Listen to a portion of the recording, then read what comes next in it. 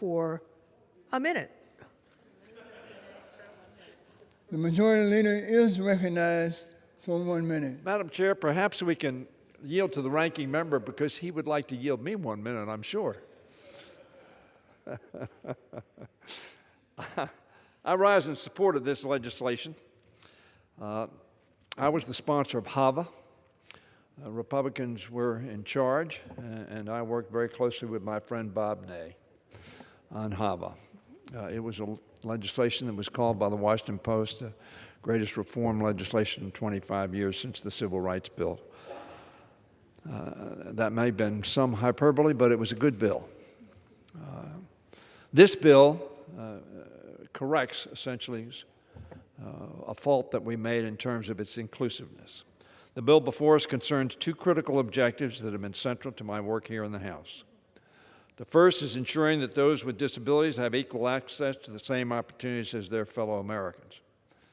On the 26th of July, we celebrated the passage of the Americans with Disabilities Act signed by President George H.W. Bush.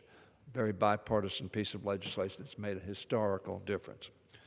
The second is ensuring that all eligible voters in America have access to the ballot box and can make their voices heard in our democracy. That is, after all, what our democracy is about. The PAVA program, Inclusion Act, helps accomplish both of those goals, and that's why I'm proud to bring it to the floor today. Specifically, this bill would improve access to the ballot for Americans with disabilities who live in the Northern Mariana Islands. Clearly, we wanted those included, and on Native American tribal lands in the Four Corners region of the Southwest, which also we expected we had done.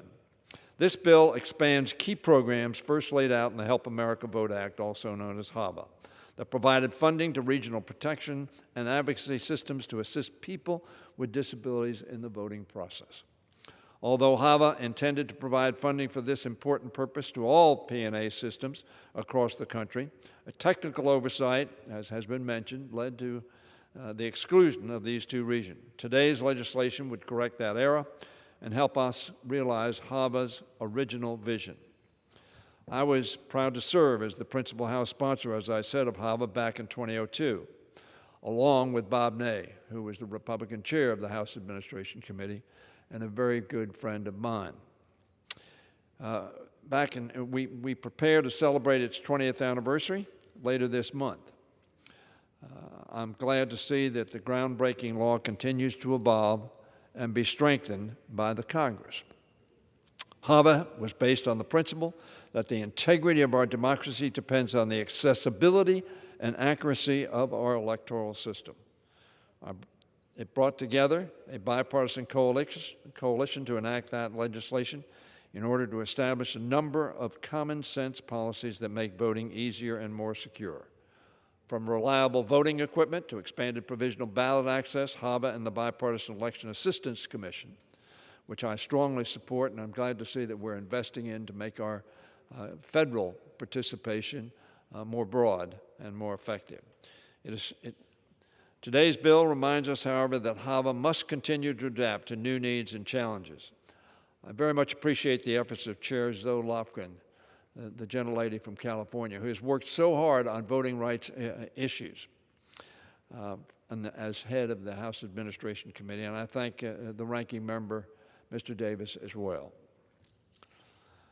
I want to thank Senator Lujan, our former House colleague, for authoring this bill and advancing it through the Senate. We must do everything in our power to ensure that people with disabilities, especially those from historically marginalized groups, such as Native Americans and Pacific Islanders, can participate equally and fully in our democracy. That's why I ask all of my colleagues to vote yes. And I yield back my 1 minute.